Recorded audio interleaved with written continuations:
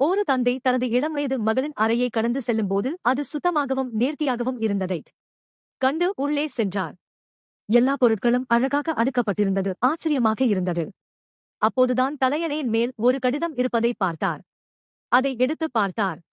அதன் மேல் அப்பாவுக்கு என்று எழுதியிருந்தது. பதறிய அவர் உடனே நடுங்கும் கரங்களுடன் உள்ளே இருந்த கடிதத்தை படித்தார். அதில் இவ்வாறு எழுதியிருந்தது: அன்புள்ள அப்பா, மிகுந்த வருத்தத்துடன் இந்த கடிதத்தை எழுதுகிறேன். என்னை மன்னித்து விடுங்கள். என் காதலன் டிமோத்தியுடன் நான் வீட்டை விட்டுப் போகிறேன்.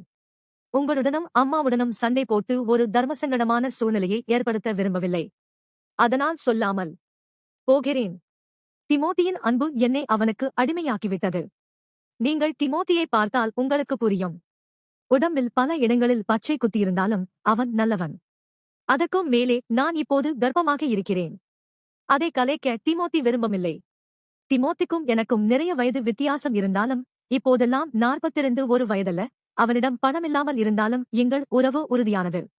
டிமோத்திக்கு இன்னும் பல காதலிகள் இருந்தாலும் எனக்கென்று தனது வாழ்க்கையில் ஒரு தனி இடம் கொடுத்திருக்கிறான். என் மூலம் நிறைய பிள்ளைகளை பெற்றுக்கொள்ள ஆசைப்படுகிறான். டிமோத்திக்கு நதியருகே ஒரு அழகிய குடிசை இருக்கிறது. அங்கு நாங்கள் தங்கியிருப்போம். அவன் காட்டில் கஞ்சா பயிர் செய்வான். அதை நாங்கள் எங்கள் நண்பர்களுக்கு விற்று வாழ்க்கை நடத்துவோம். கஞ்சாவை நானும் புகைத்தேன். ரொம்ப சுகமாயிருக்கிறது. மருத்துவர்கள் சீக்கிரம் ஏட்சுக்கு மருந்து கண்டுபிடிக்க வேண்டுமென்று வேண்டிக் கொள்ளுங்கள். ஏனென்றால் அப்போதுதான் டிமோத்தி ஏட்சிலிருந்து விரைவில் குணமடைவான். அப்பா, நீங்களும் அம்மாவும் என்னை பற்றி கவலைப்படாதீர்கள். எனக்கு என்னை பார்த்துக் கொள்ள தெரியும். எனக்கு 15 வயதாகிறது. என்றாவது ஒரு நாள் உங்களையெல்லாம் உங்கள் பேரக் குழந்தைகளுடன் வந்து பார்ப்பேன். உங்கள் அன்பு மகள் லிண்டா. அவருக்கு உலகமே சுற்றுவது போலிருந்தது. கடிதத்தின் கீழே பின்பக்கம் பார்க்க என்று எழுதியிருந்தது. துடிக்கும் இதயத்துடன் கடிதத்தை திருப்பி பார்த்தார். அங்கு இவ்வாறு எழுதியிருந்தது: பின்குறிப்பு: அப்பா, நான் முன்பக்கம் எழுதியது எதுவும் உண்மையில்லை. நம் வாழ்க்கையில் எவ்வளவோ மோசமான விஷயங்களெல்லாம் நடக்க வாய்ப்பிருக்கிறது.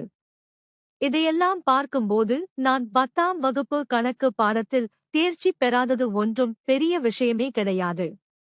எனது தேர்வு அட்டை எனது மேஜை மேல் இருக்கிறது. எடுத்து கையெழுத்து போடுங்கள். நான் பக்கத்து வீட்டில்தான் இருக்கிறேன். உங்கள் கோபம் தணிந்ததும் கூப்பிடுங்கள்.